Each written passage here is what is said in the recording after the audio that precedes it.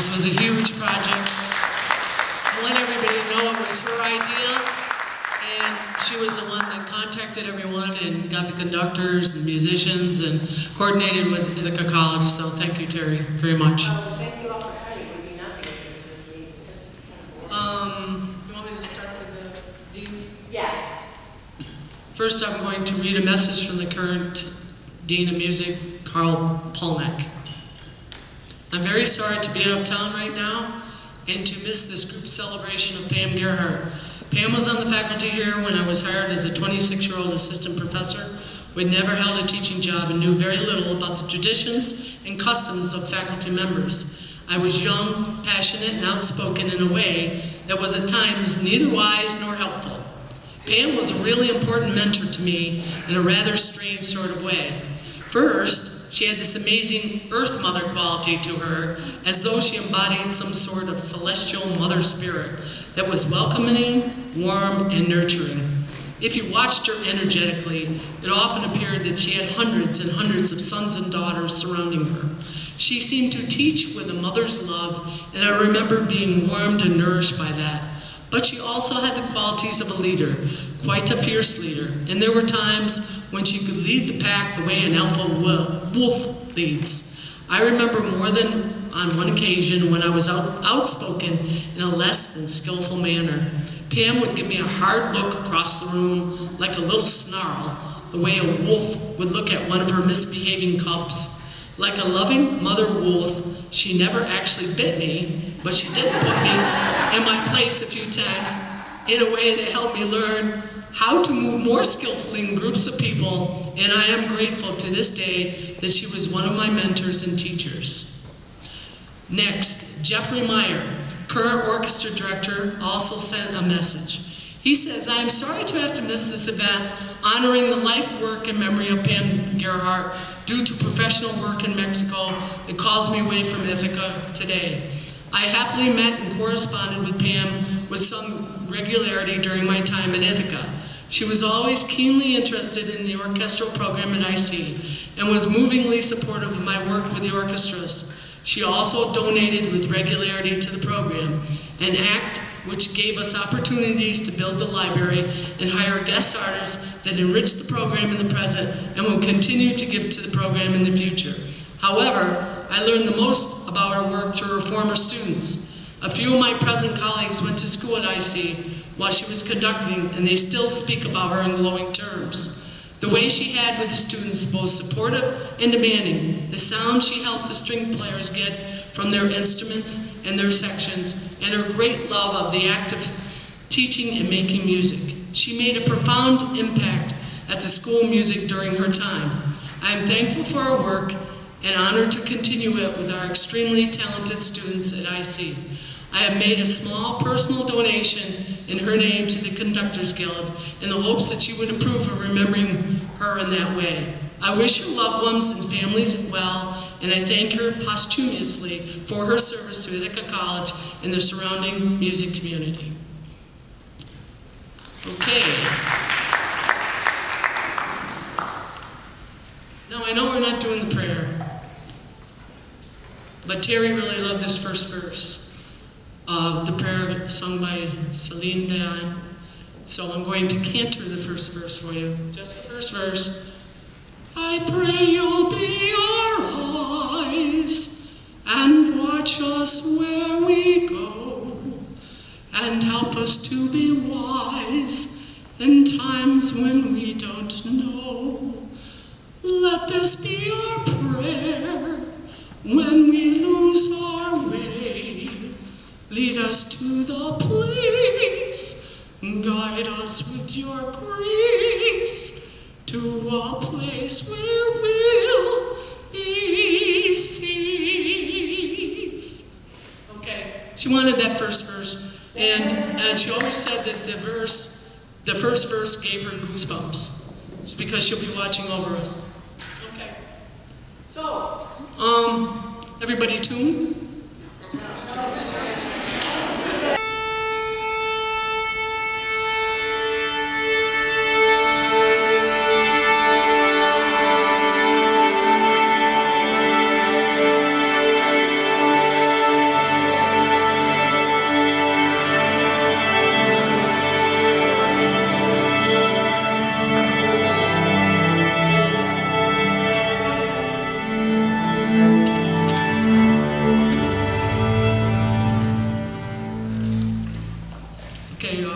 We are not doing the Elgar, is that it? You're reading the wrong one.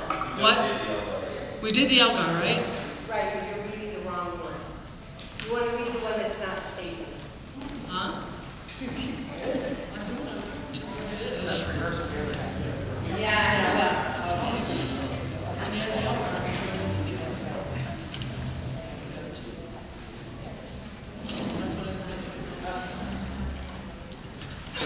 Our next conductor is violinist Ubaldo Valley.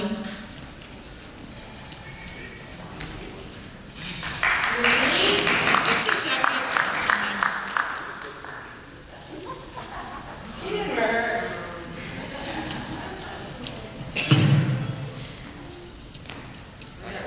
I got it.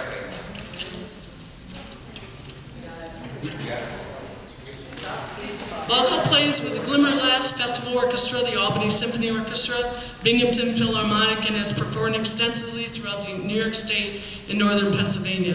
He has played on many recordings, included 2014 Grammy winner, and performed in the Middle East at the Royal Omani Opera House. He studied at Ithaca College, graduating magna cum laude, and valedictorian with a Bachelor of Music and Violin Performance.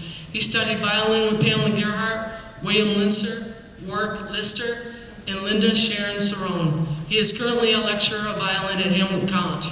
In addition, Baldo is an accomplished conductor and is currently the music director, conductor of the SUNY Cortland College Community Orchestra and Northeast String Orchestra, as well as acting as organizer, director, and conductor of the Pierstown Concert Series in Cooperstown, New York.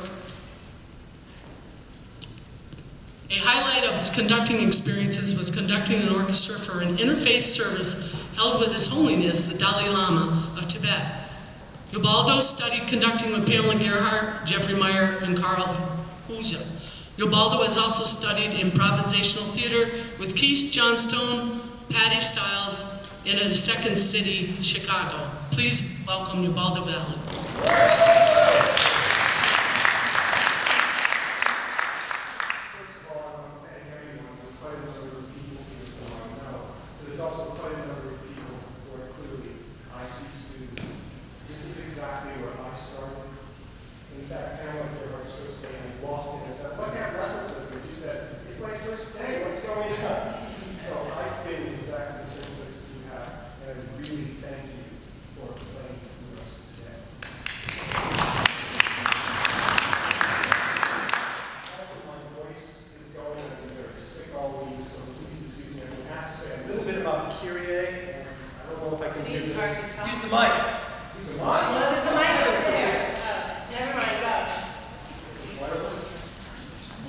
So a little bit about the Kyrie. I did study with Pamela Gerhardt, and when I started studying with her, I didn't realize I was studying solely with Pamela Gerhardt, because anyone who studied with her husband, Livingston, who was an accomplished composer, studied with Boulanger, pianist, studied with Casada Sur, oboist, studied with Tabuteau, arranger.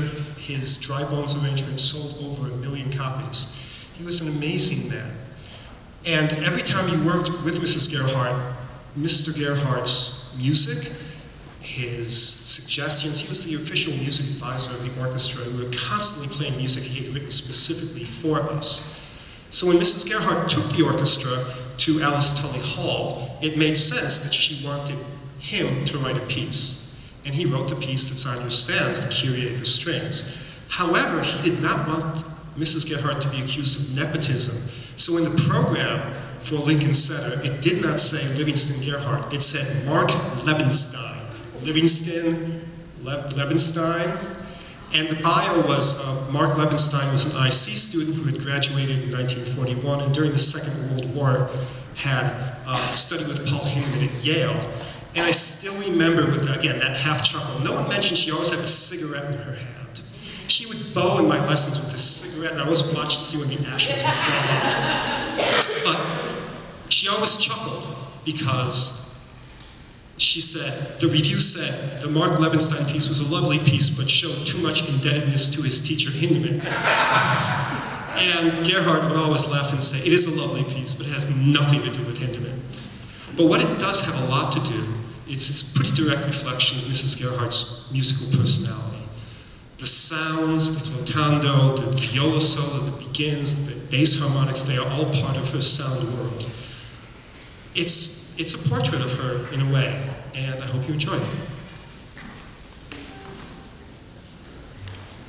Yeah, I'm using the pencil.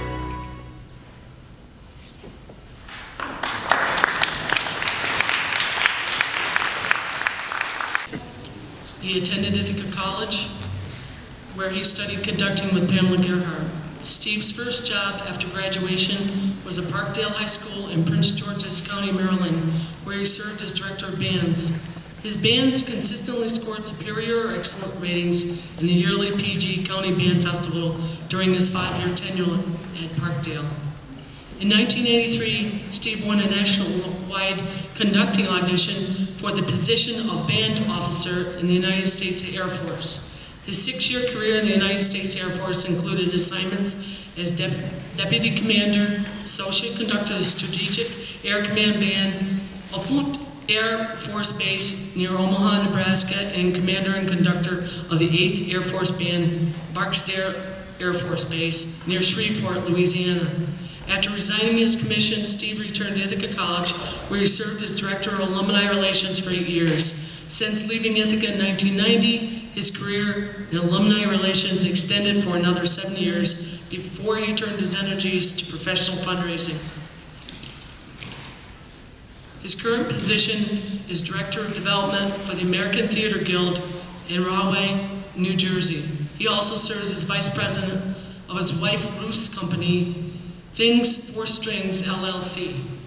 Despite leaving music as a profession, Steve has continued to perform as a conductor and has recently been named the musical director of the Maplewood Community Concert Band. He has guest conducted such diverse ensembles as the Shreveport Metropolitan Concert Band, the Franklin and Marshall College Blue and White Singers, Archbishop Motley High School Band, the Chatham Community Band, and on 3 separate occasions, the Air Force Band of Liberty, formerly from Hanscom Air Force. Steve resides with his family in West Orange, New Jersey. Please welcome Steve Kimmons.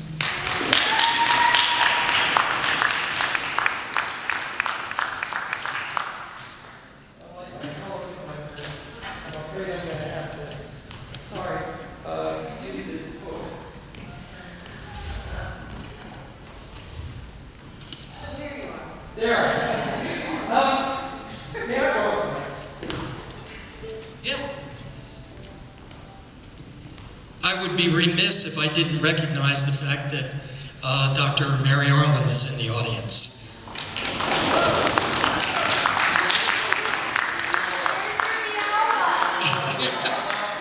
I didn't prompt them for that. This will be the 3rd time I stand in front of a group and perform on this stage. The 2nd time was back in 1981 when I brought my high school band here during a band trip and arranged to play at Ford Hall. And there were 2 faculty members who attended that performance, and they sat together, Mary Arlen and Pam Gerhardt. So, very special memories. When I became Director of Alumni Relations at Ithaca College, I found, first of all, that Dr. Arlen became Mary Arlen because there was no greater ally, there was no greater ambassador, not just for the School of Music, but for Ithaca College. And I'm proud to count her a very dear friend. So Mary, I'm glad you're here.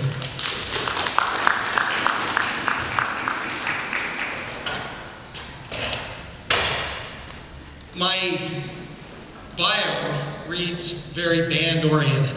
So why am I here? Well, I sat back there as a 3rd horn player in the orchestra, and in my last semester at Ithaca College, I studied privately conducting lessons with Mrs. G. During that time, I had the wonderful opportunity of working with her one-on-one on a weekly basis, talking about conducting, talking about technique, talking about life, talking about music. As part of that training, she had me actually on a Friday afternoon conduct the string orchestra on the piece we're about to do, the elegy from the Tchaikovsky Serenade, so it's very near and dear to me.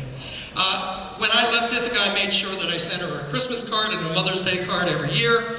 We corresponded back and forth. Of course, she was not into email, so I'm actually one who received many letters from her, not on legal pads, but on stationery. Every visit to Ithaca included a visit to Mrs. G. As she did with so many of you, she had a way of making me feel like the most important person in the world. I see lots of heads nodding. I know you know what I mean. Even as she shared the loss of her husband Livingston, the onslaught of her cancer, the loss of her longtime companion Marilyn, in her correspondence, she managed to make those letters about me. My accomplishments as a musician, as a father, and encouragement that I faced the challenges in my life.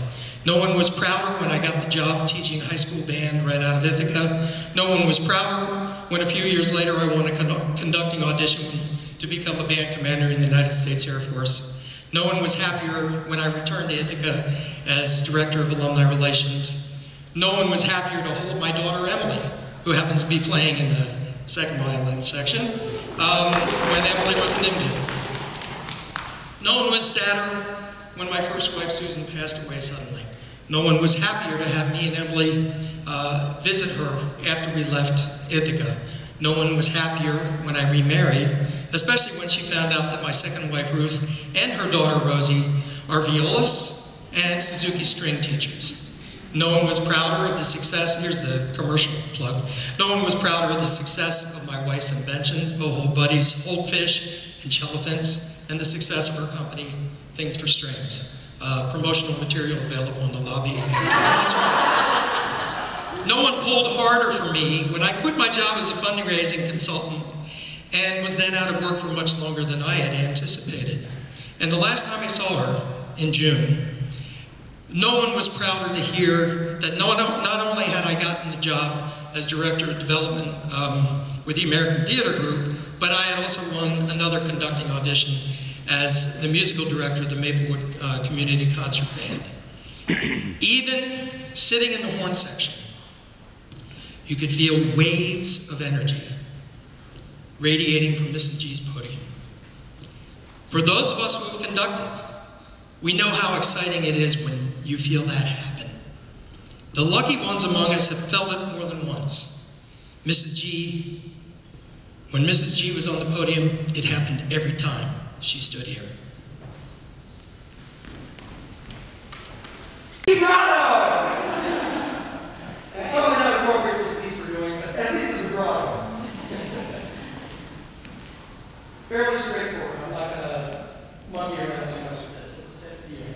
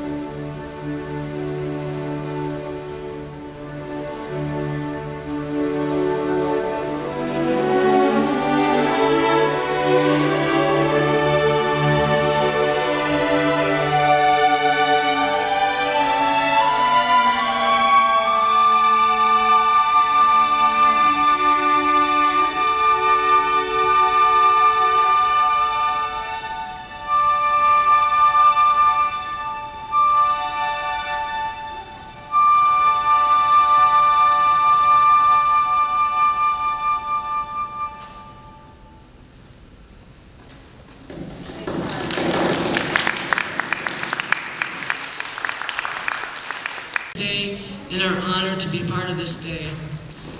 Here to conduct this piece is Mr. Dr. Blaise Ferrandino, class of 1980. Blaise is a professor and division chair of music theory and composition at Texas Christian University, where he has been since 1990. Besides his work as a composer, Blaise is a music theorist and double bassist. His degrees are from Ithaca College, Syracuse University, and the Hart School of Music. He is active in publishing, presentation, composition, and performance. At TCU, he has served as interim director of the School of Music and chair of the Faculty Senate. Beyond TCU, Blaise served as president of the Texas Society for Music Theory and as a college board consultant for music theory in the Southwest region. His compositions include song cycles, orchestral pieces, and a wide-ranging assortment of chamber music and opera and solo works. His most recent published works are Song and a Dance for Double Bass and Piano, commissioned by the International Society of Double Bassists to serve as a compulsory piece for their 2011 competition, and Crucible, commissioned by the TCU Trombone Summit Quartet competition. Retrieving the Spirit is another musical composition he wrote based upon a book of poetry of the same name by fellow Ithaca College alumnus Kathy Curry, premiered in April of 2012. And Symphony Wind Ensemble is due to premiere in fall of 2014. Blaise is active as AP Music Theory teacher training, teaching week-long courses for 20 years at TCU, and in Philadelphia, Albuquerque, Little Rock, Taos, and Chicago. He is organized and presented at 1- and 2-day workshops at the College Board's regional AP Music Theory conferences. He is lead editor and author of the AP Vertical Team's Guide for Music Theory. Blaise lives in Bradford, Texas with his wife Bev, who is a research scientist. They have 3 children, Josie 25, working on a doctoral degree at UT Austin, Nick 18, just begun at TCU, and John 8 is in 2nd grade. Please welcome Blaise and Terry.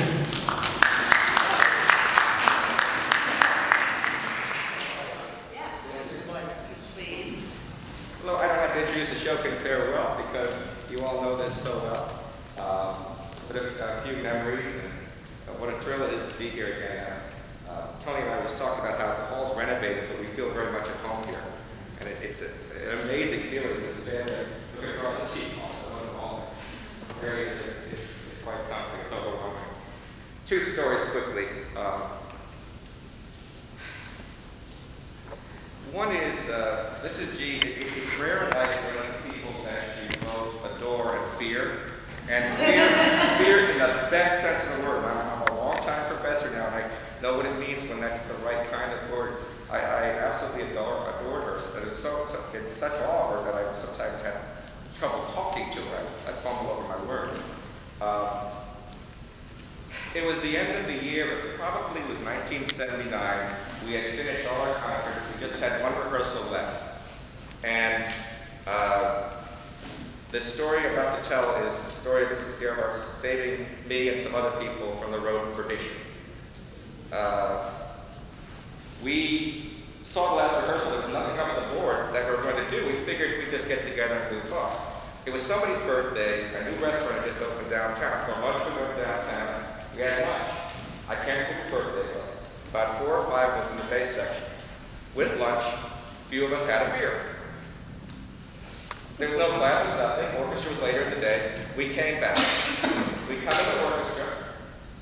Mrs. G lays out to read Brahms 3 and Young Person's Guide. So all of a sudden I start, and someone like Holly starts sweating profusely. So we start going through it, and it was, needless to say, harder than usual. So the whole rehearsal, I don't think I was imagining this, the whole rehearsal, she didn't say a word to the bassist, she just would look over and glare. And she'd glare at the people who'd been out. She somehow knew we weren't playing when we were playing. She just glared. And she never said a word to me in years afterwards. She just spent about an hour and a half glaring. And I will swear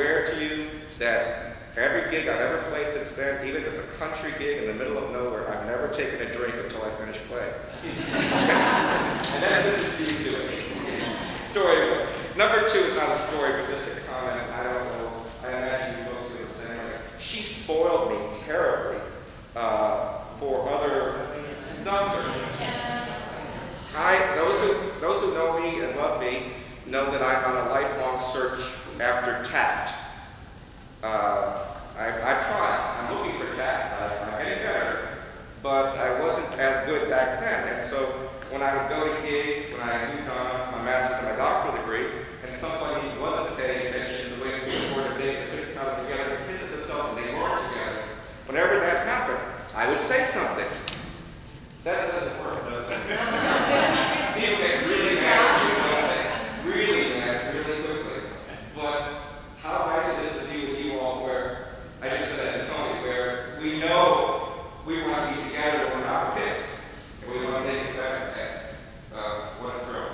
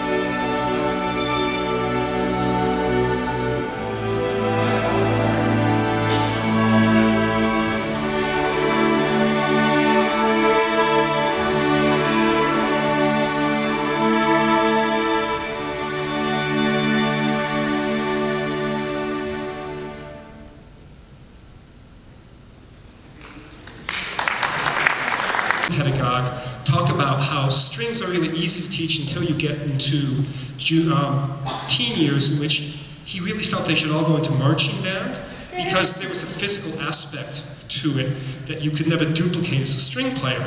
And then I went to a rehearsal of the last movement of the Britten Simple Symphony with Mrs. Gerhardt, in which she told people when they had certain motifs, they had to stand up and look like a giant game of whack-a-mole. And everyone who's ever done that exercise with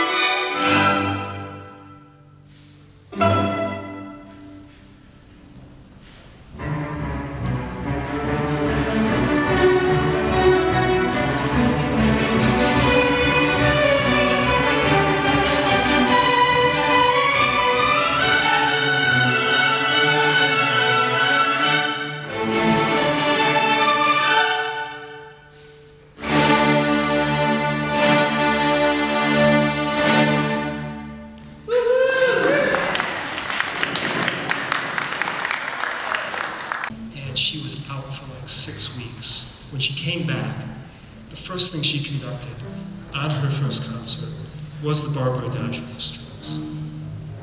I can't even begin to approach what she brought to this piece. So I ask for you to do it for me. Thank you very much.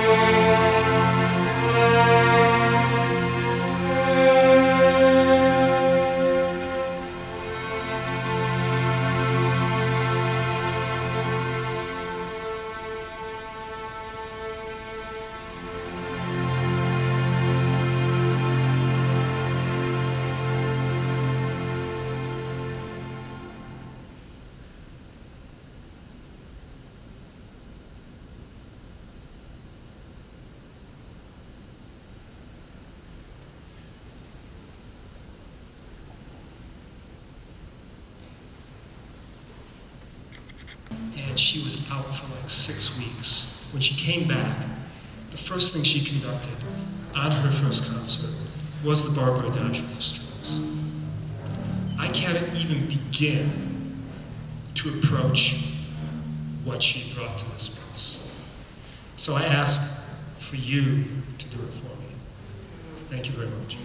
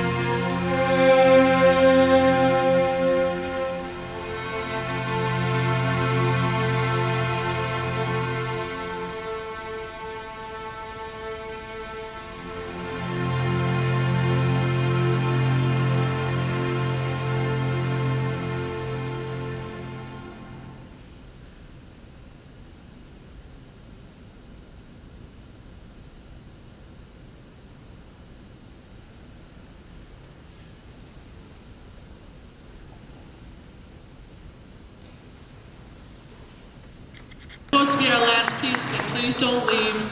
We have saved a really beautiful piece for last. I would like to say something before Dr. Ferrandino introduces his piece. I had a little discussion, I have my own story about Mrs. Gerhardt years ago.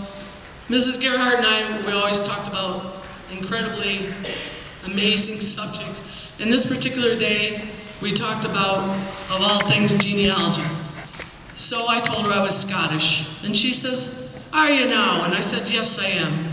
She says, "Well, I'm Scottish too." And I said, "Oh, really?" So she stopped for a minute, and she puts out that famous little pucked her lips out a little bit.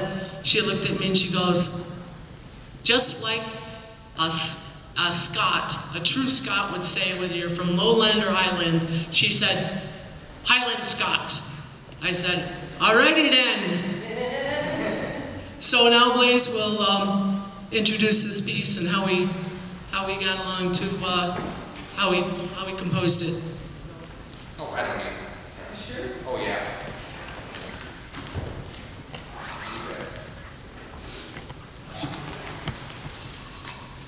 The name of this piece is The Amazing Dancer.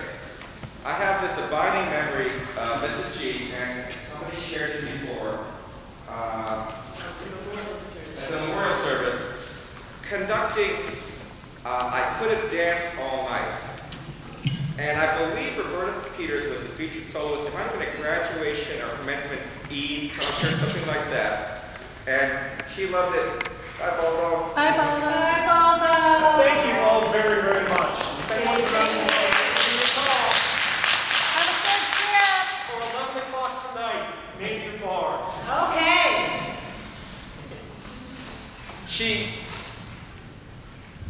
Mrs. G was not, I would call her graceful. Most of the time when she walked around, it was like this, head down, she was really concentrating on something.